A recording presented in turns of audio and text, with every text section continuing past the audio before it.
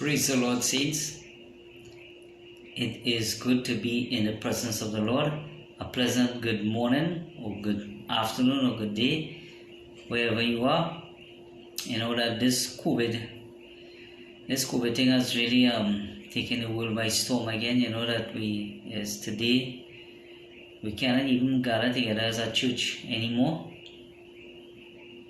New restrictions in this month of April.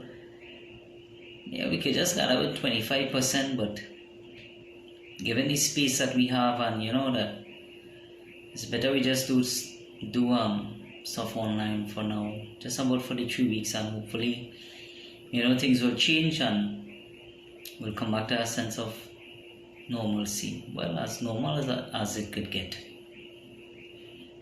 That I thank God that for each and every one of you that that we are still here and we are still in the land of the living. Saints of God, be safe, be careful. This COVID virus is really, really serious, and we see the figures daily in the 100. And still people are wearing their masks, people not washing their hands, people just doing what they want. You do what is right, saints of God. You do what is right. So we could wonder a lot of things. Where did God know about this? Did God know about all these things that going to take place and what happening to us right now in this pandemic? Does God know? Does God choose who to be saved and who not to be saved? Ever ask yourself that? All this are taking place all around us. Ever ask yourself that? Let me look to the Lord in prayer. Father, we give you praise, we give you honor, we give you glory. Lord, I thank you for all those that are viewing this broadcast right now. Lord, we thank you, Lord, for the ministry, Christ Redemption Ministry, that you are using so much of a great and a mighty way. We pray for all our fellow churches that we have come in contact with, and those that are sharing the gospel, oh Lord. Father, we pray that you encourage them and strengthen them in this time. We ask, oh Lord, your blessings upon everything that is about to take place here today. And leading and guiding on your Holy Spirit to take control. I pray that minds and hearts will be opened up here this morning. In Jesus' mighty name, amen and amen. Does God already know what's going to happen before it happens? Does God choose who to be saved and who not to be saved? That's a serious question, But then God will be biased then? Ever think about those things?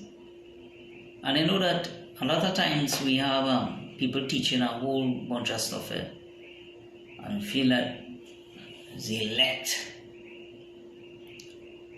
better than thou, and because we are the elect of God and we better than this one or better than that one. No, the Bible doesn't teach that.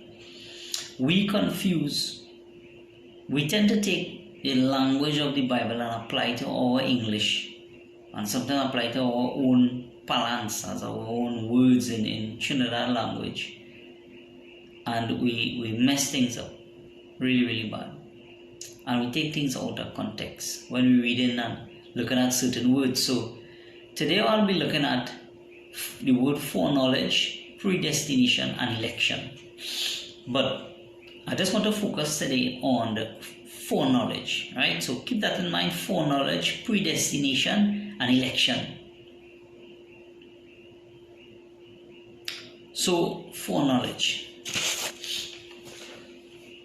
There are so many theories today concerning foreknowledge, predestination, and election, until the mind of the normal average Christian is so mixed up that he doesn't know what to believe or what to do.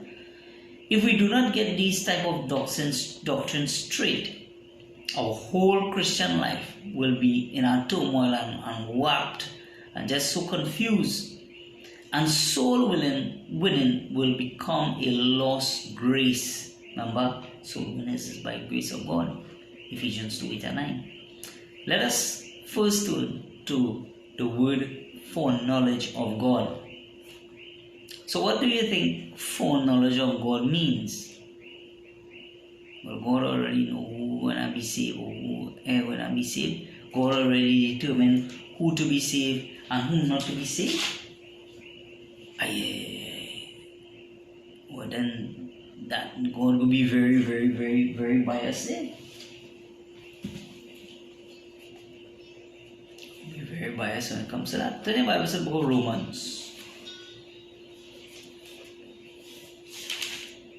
Romans chapter 2, verse 11. For there is no respect of persons with God. There's no respect of persons with God. What does that mean? God does not choose who to be saved and who not to be saved. He doesn't choose.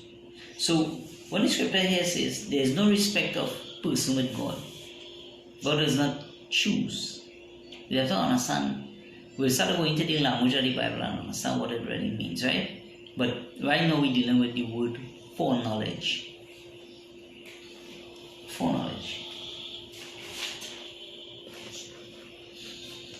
The foreknowledge of God. Foreknowledge means to have knowledge of things to be. That's what foreknowledge means.